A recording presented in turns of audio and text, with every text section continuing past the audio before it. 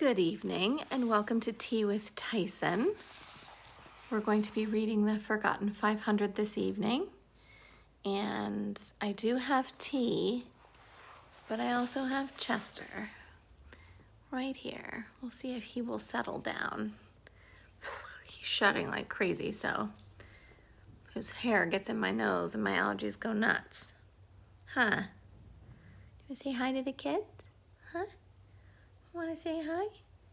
No? All right. He's just gonna decide whether or not he wants to. Nope, that's not for you. That bookmark is not for you. All right.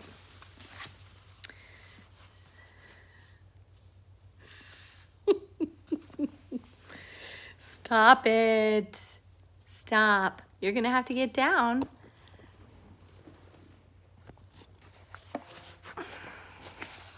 Stop. Let go. Let go. You can sit, but that's it. If you don't sit, you're gonna go on the ground. Okay? You cannot attack the cords. They're not for you. Or the book. Let's give this a shot.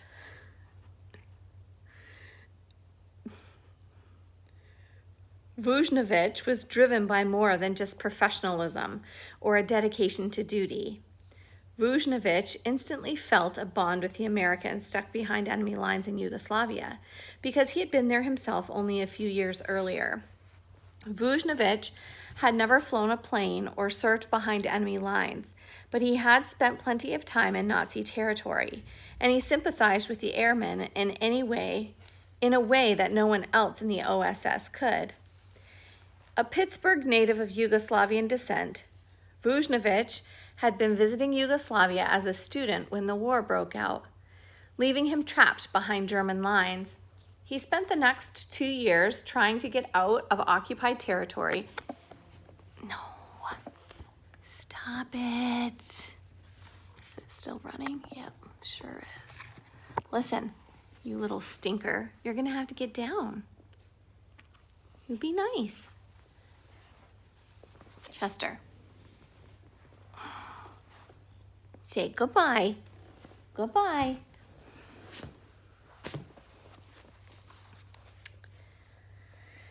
Sorry about that. A Pittsburgh native of Yugoslav descent, Vujnovic had been visiting Yugoslavia as a student when the war broke out, leaving him trapped behind German lines. He spent the next 2 years trying to get out of occupied territory and to safety. And if Mirjana's rumor was true, he knew the dangers these Americans were in. He also was proud to know that the local villagers, the people of his family's homeland, were safeguarding these men until he could get them out. Vujnovic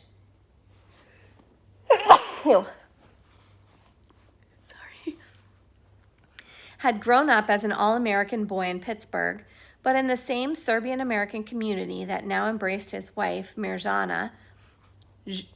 Vujnovic's parents had emigrated to the United States from Yugoslavia years earlier, and like many others from there who spoke no English, they settled in a labor-intensive part of the country, in their case, Pittsburgh, with its steel mills. His father had arrived in 1912, immigrating to the United States from his village near Ogulin, close to Zagreb. Used to hardscrabble life in the countryside, he was being pressured by authorities to join the Austrian army and choose a new life in America instead. 2 years later, Vujnovic's mother joined him. Vujnovic estimated that about half of the south side of Pittsburgh, where they lived, was of Serbian descent, and his father worked in the steel mill with men who had grown up in the same village in Yugoslavia. The neighborhood stores had signs in Serbian, and it was common to hear the Serbian language in the streets, as it was to hear English. Vujnovic grew up speaking both languages with his parents and his brother Peter and his sister Mary. When Vujnovic graduated from high school in 1934, he had no notion of ever joining the military, much less becoming a top officer in the country's premier spy agency. His parents wanted him to become a doctor, and though Vujnovic originally wanted to become an engineer, he had to admit that his math skills were not up to par. The binomial theorem was too much for him, so the thought of becoming a doctor started to sound more appealing. There was still a big problem, though. The son of a steel mill worker in Pittsburgh would find it difficult to pay for medical school in the United States, so Vujnovic considered another opportunity that his parents suggested. Go study in Yugoslavia. Go back to our homeland. See the country where your family comes from. Get to know the country where we left so we can give you a better life in the United States. The more Vujnovic looked into the idea, the more he liked it. In the Yugoslav system, he would start studying medicine right away instead of first getting an undergraduate degree. And as he talked about the idea with his friends, he learned that there was a scholarship that could make it all possible. The Serbian National Federation, a group of organized immigrants like his own parents, offered scholarships for young Serbian Americans to go back to Yugoslavia to study. The Federation wanted to keep these young American-born Serbs connected to the homeland of their parents, fearing that without a special effort to show them the culture of Yugoslavia, the connection would be lost in 2 generations. In the same year that Vujnovic decided this was a great opportunity, so did 8 others from around the country. You can see him being naughty up there. He's eating my letter. He eats everything. The Serbian National Federation provided full scholarships for study in Belgrade, transportation across the Atlantic, and a stipend of $25 per month. Vujnovic's parents explained to him that this was an extreme blessing for him, one that he could not possibly appreciate as an American-born young man who had never known hunger. $25 a month, George, his father said to him in Serbian, shaking his head as if he just could not believe his son was so fortunate. That is so much. That is enough to keep a family of 5 in Yugoslavia. You can get a good dinner, for 5 dinars. The exchange rate is 50 dinars to the dollar. George, 50.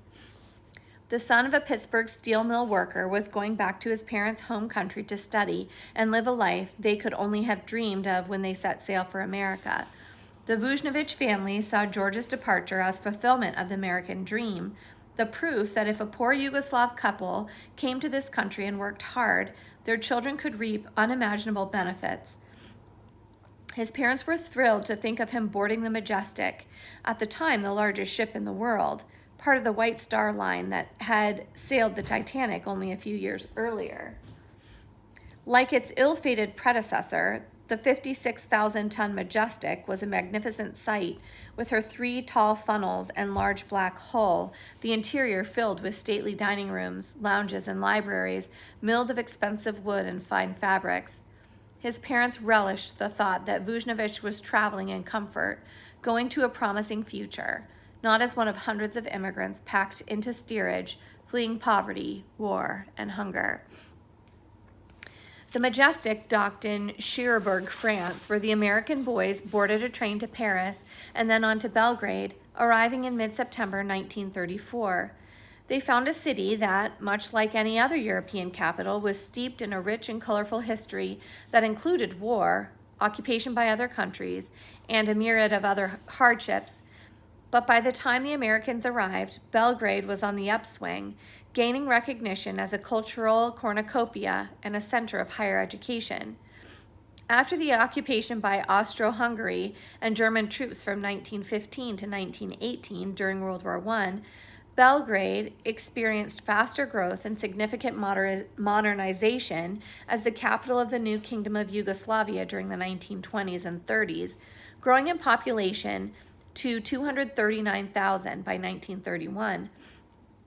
Located at the confluence of the Sava and Danube rivers, Belgrade is one of the oldest cities in Europe, and since ancient times it has been an important traffic focal point, an intersection of the roads of Eastern and Western Europe. Vujnovic and his companions were amazed by what they found in Belgrade. Their parents had talked a lot about the old country, but most of them knew the tiny villages of Yugoslavia more than they knew the metropolitan centers like Belgrade. The Americans found themselves in an exotic big city, and they couldn't wait to explore it.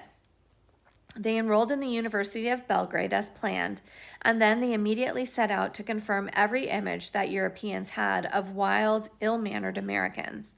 Flush with cash and with very few worries, they ran wild in Belgrade, a cosmopolitan European city that offered plenty in the way of bars, restaurants, and cafes where the young men could spend their money and while away the evening. A typical night found them drinking wine and singing at a kafana, an establishment common in the Balkans that served primarily alcohol and coffee, often with a live band. Not quite a restaurant, but not exactly a bar. The kafana was a perfect place for the boys to drink and flirt with the singers in the band. The Americans would invite a few Serbian friends to join them, and the dozen or so would inevitably create a scene when they went out, even appearing in the newspaper occasionally, such as the time when one of the group stole a handsome cab pulled by two horses. The chase went on until the horses were too tired to keep running from the furious cab driver. Vujnovic enjoyed the good times as much as anyone else, but he was the self-described teetotaler in the bunch, preferring to watch the friends get drunk and foolish while he counted up how many bottles of wine the group had gone through that night. The rowdy group of Americans was hard to miss in Belgrade, especially from the other students at the university. They were well liked, though also seen as the bad boys on campus sometimes. The fact that they were from America, not to mention that they had plenty of money to throw around, made them interesting to the other students, and so they had no problem socializing as much as they wanted. Much of their time was spent at the Anglo-American Club on campus, a hangout for American and British students and the locals who found them appealing. The club was located across the street from the old Yugoslav palace, and its comfortable lounges, full of rich wood and luxurious furniture, made a fine place for the Americans to make the acquaintance of any Yugoslavs who might find them interesting. It was there, on a November night in 1935, not too long after he arrived in Yugoslavia, that George Vujnovic met Mirjana Lazic for the first time. It was a Thanksgiving celebration, and the room was crowded. The Americans had invited Mirjana and several of her friends to their club that evening, so the two groups could improve their language skills. Mirjana wanted to improve her English, and the Americans wanted to improve their Serbian. They had realized that the Serbian they learned around the dinner table back home was a little rough when used daily in Yugoslavia, but both groups knew that there was more at issue than language skills.